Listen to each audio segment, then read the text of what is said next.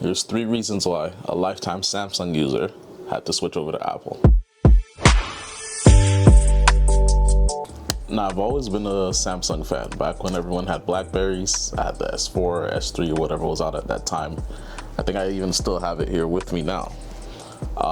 When everyone started switching to iPhones, S5 for me, S6, S7, whatever was the phone at the time. But over time, as iPhones and Apple got better and better, I found myself start to like their products more and more, which led me to my first purchase, which I think was a 2009 MacBook Pro.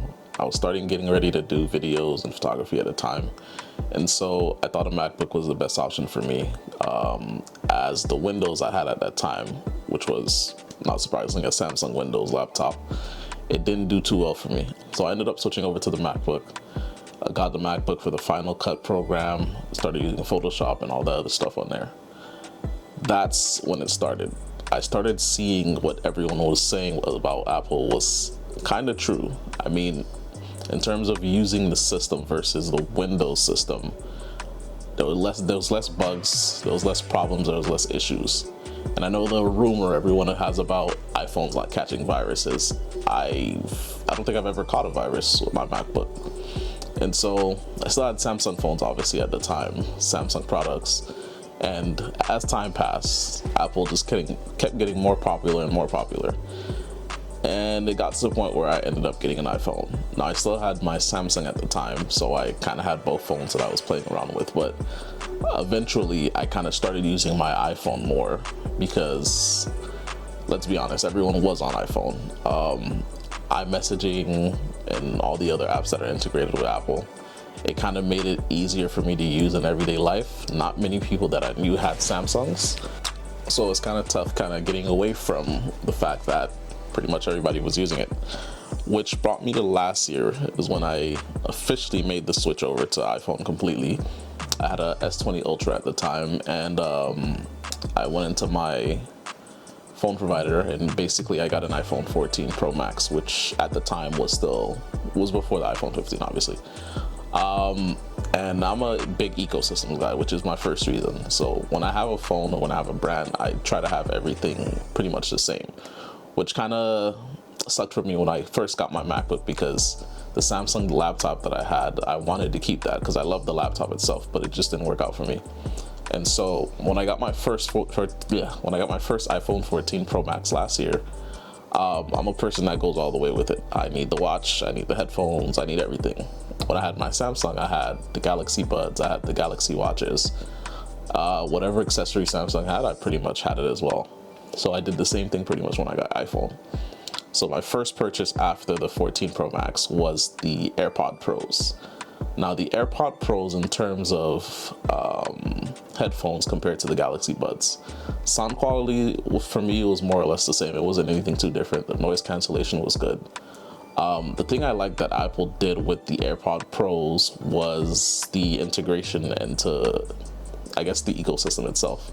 I remember the first day I literally had my AirPod Pros. I'd gone to Walmart and I was listening to music and I put the headphones away for a second because I was looking for something. I buy my stuff, I walk out of the store, checking my pocket to see where my headphones are. Nowhere to be found.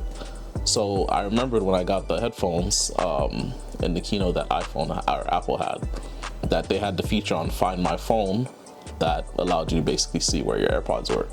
And so I remembered where I was last in the store, and I turned on the Find My app, and lo and behold, I went into the aisle, and the phone directed me right to where my headphones were.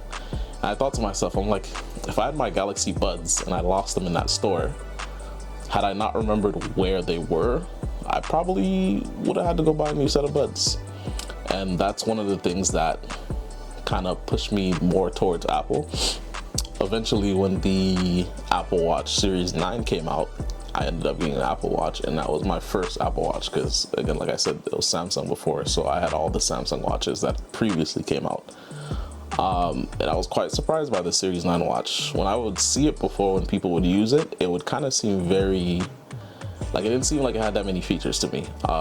The Series 9 though, when I got it and I actually did reviews or looked at reviews and looked at videos and stuff, it was a really good watch, and I have it now and I can't complain about it. So that was one big thing for me. That's the first thing. I didn't mention it, but that was the first thing for me. The ecosystem thing. I've been able to integrate everything that I have. I have a MacBook Pro, or MacBook M2 Pro. I have the Apple Watch. I have the iPhone, obviously. I have the AirPods, and everything kind of works together. My MacBook works with my phone. I can play music from my phone to my MacBook. My headphones, like, they're seamless. Like when I transition from a phone call or play video on my laptop, it just transfers it. It doesn't even, it's not like I have to turn off the Bluetooth on one thing and go to the next thing. Now, I don't know if Samsung does that with Windows or anything now, because I've had a Windows laptop in probably over 10 years. But yeah, the transition is seamless when I'm using the Apple products, when I have my AirPods on. Same thing when I don't know, if I go for a walk or if I go for a run with my Apple Watch and I leave my phone behind, my music library is on my watch, so I can just plug in my headphones and just go for a run. And I know Samsung has that as well. I don't know if they have that because they don't have a streaming service. Maybe Spotify. You could probably use Spotify, but connect your Galaxy Buds to your headphones. But yeah, no, for me, I have Apple Music too, so it's kind of easier for me to just leave my phone behind, put my watch on, take my headphones with me, go outside. I have the GPS Series 9, so it's, if I gotta take a call while I'm on the road too, you know, that's easier to do. And that's one thing I never had with my Galaxy watches. I always had the Wi-Fi ones. I never had the GPS ones. Maybe that would have made a difference, but who knows. Now, like any Samsung user, I love a complex phone. Samsung's always been that phone that had like a bunch of features and a bunch of things that you could do. Some people would call it gimmicky, but a few features that I did like. For example, my Galaxy S4 that I said like I still have, I love the IR blaster on this phone. I used to use it a lot when, I know it's kind of gimmicky, but when I couldn't find my remote or whatever the case was, I even ended up stopping using my remote because I would just use my phone to change the channels. That was a feature that they ended up getting rid of. I can't remember which phone it was, but that was one of my favorite features on the phone. But yeah, no, like, I liked complex phones because I liked working with technology. I like computers, I like all that stuff. So it was cool for me to have the Samsung because it fit my needs. People would always say iPhone was easier to use, and I never noticed how easy it was to use until I actually had one. And it's not so much that it doesn't have as many features, although most of the features that iPhone has, Samsung has had them probably for years. And that's the thing that people get at me at, like, we're used to get at me at when they would say, oh, Apple has this new feature. I'm like, Samsung's had that for years. And they're like, yeah, well, it's still not Apple, you know, so, but yeah, just an easier phone to use. Don't get me wrong, I'm not saying iPhone is a slouch in any way. I mean, most people, when they look at Samsung phones and they hear Exynos processor or Snapdragon or things like that, you have no idea what it is. iPhone will just say, we're putting out the A15 Bionic chip, A16, and to everyone else, it's like, okay, 16 is higher than 15, so I'm guessing it's better. But we really have no idea, like, the power that the iPhone has. So that's why I say it's not a slouch, but it's just they simplify everything, in my opinion, and make everything just easier. Again, like the last Samsung that I had was the S20 Ultra, which was in 2022. I said last year before, but it was in 2022. Again, like the last Samsung that I had was the S20 Ultra, which was in 2022. I said last year before, but it was in 2022. As far as I remember, the operating system, it hadn't really changed that much from the years prior. It was still similar to, because before the Note 20 Ultra, I had the phone that was before, which I think was, I could be wrong, but I think it was the Note 10, or I can't remember exactly, but I had the phone that was there before, and it got to a point where Samsung kind of just, it wasn't changing, like it was kind of just still the same. Like it would throw in some new features, throw in a better, I think that's what all phone companies do nowadays anyways. They just throw in a better camera and say, here's a new phone, which Apple's been doing for years as well. It's like they upgrade the chip, make the camera a bit better, and that's, because honestly, what else can you really upgrade on the phones at this time? I think we're going to get to a point where phone companies are going to start reverting back to their old like soft or hardware, and who knows, maybe Samsung or iPhone might end up putting the IR blaster like they had on the Galaxy S4 and other phones. They might end up putting that back into the phones if they can find a way to fit it. But yeah, no, ease of use was a big thing for me, because like I just needed everything to be, with what I was doing at the time with computers, I needed everything to be easy to use. I didn't want any issues. I remember running Premiere Pro when I had my old Samsung laptop. It was years ago, so that could have been the case, but it was hard to do a video. Like I was shooting on a 1080p camera at the time, and it was hard to even make that video work. And when I ended up getting my MacBook, I still had that same camera, and it was just easier for me to use. Final Cut was probably a better program to use, because I feel like Premiere Pro sometimes it's not integrated into the computer's like software as easy as like Apple saying, hey, we're creating our own app and this is for MacBooks, and you know, we use it that way. Premiere Pro is not for any specific computer. More Windows, I don't know if more Windows people use it, but it's been around for years, and I'm pretty sure it's on, you know, different operating systems. Logic, sorry, I said Logic.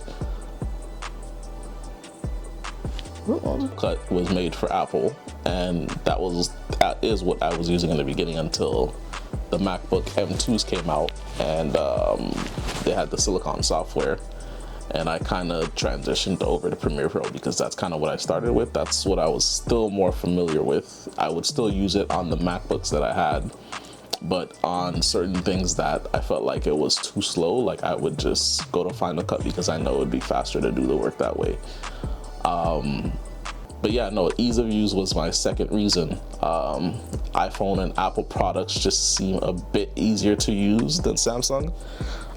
And as much as I love the complexity of technology and all that stuff, sometimes you just want products to just do what you want them to do, and you leave it at that. You don't want any issues, you don't want any problems with when you're doing work. You just want to do what you need to get done and then just call it a day. My third reason, hardware and software. So I do photography and videography, and for me it's always seemed like Apple users, when it comes to like certain apps on phones, like Instagram, Snapchat, TikTok and stuff like that, I don't know what it is about their system, but it seems like those apps work better with iPhone than they do with Samsung. I had both phones at one time, and I would try uploading stories and videos with my Samsung, and you could notice the quality difference. I don't know if there were certain settings that I wasn't doing properly. There could be, but it wasn't anything that I had to go and change when I started using the iPhone. Like, you could notice the difference, and I feel like that's a developer thing too, where it's like they probably, since iPhone is the more popular phone, they make the apps for iPhone because that's what most people have. Most people have iPhones in the US or in North America. I think if you go around the world, you'll find that a lot of other people have other operating systems like Android phones or Samsung phones or whatever the case is. But I feel like in North America mainly, iPhone is obviously the winner when it comes to popularity. So these apps that they make, sometimes it seems like they're just for those phones. It's not for Samsung, because again, you'll see the memes, you'll see everything. People will say, oh, what did you upload your photo with or video with, a potato? And it's like, no, I have a Samsung. I have a 100 megapixel camera. Like, why doesn't it seem like I have a 100 megapixel camera? Like, I remember my S20 Ultra, my Note 20 Ultra. It was like, yeah, this phone has like the greatest zoom ever. I could pretty much look into the moon and see if there are aliens on the moon. But it's like, other than that, I never really found myself using my camera like that. Like, I never really was taking pictures. Any pictures that I ended up taking was either with my DSLR or when I ended up getting my iPhone. If I was posting a story, I would use the iPhone to post a story. So it was kind of like those apps, it seemed like they work better with the iPhone as opposed to the Samsung. And hopefully that's something in the future that developers can look at and say, you know, hey, these are the two top, you know, phones, either the two top operating systems. Let's make these apps so that they're, you know, that they work well with both and not just the iPhone, which is, I think, the case is nowadays. I don't know how Google phones are, because I know Samsung isn't fully a Google phone. Samsung has it's kind of like a mix, has its own OS with obviously a Google base. That was the same thing with the Samsung watch. Actually, no, it's the Samsung, the earlier Samsung watches. I don't know if they're Google now, but I remember they were using Tizen or something like that to run their watches. But yeah, it might be different on Android phones, like a Google Pixel. Like, I've heard good things about that camera. I don't know how it is when it's uploading stuff to Instagram. So maybe it's just Samsung. As far as I remember, maybe it's a Google thing, an Android thing overall. I don't call Samsung phones Android phones. I call them Samsung phones because, again, it's not a complete Google phone. It's like a mix of the two, but it's more so, like, if you look at a Samsung OS, to me, and you look at a Google phone, they're not the same. They're two different things.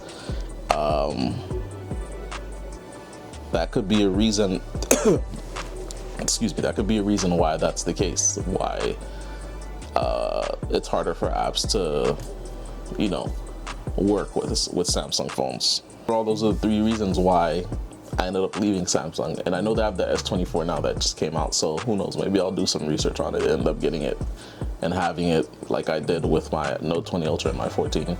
Maybe I'll have them together and just use them in that way.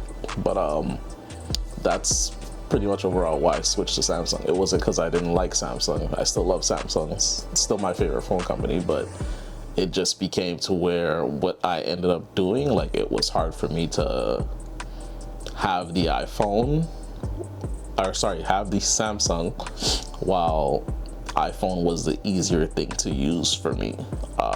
And again, that ended up being the case when I just eventually switched everything over. And it's probably gonna be tough to go back completely to Samsung because, like I said, I have literally everything Apple now. My MacBook, headphones, watch, phone, it's all Apple and it all works together. So for me, like I said earlier, being a person that likes ecosystem stuff, it's gonna be tough for me to just say, let me just drop all this and go back to Samsung. But who knows what the future holds. Again, like I said, I might get the Galaxy S24 and see what that's like. They have some new features that I've heard about, Galaxy AI and all that stuff.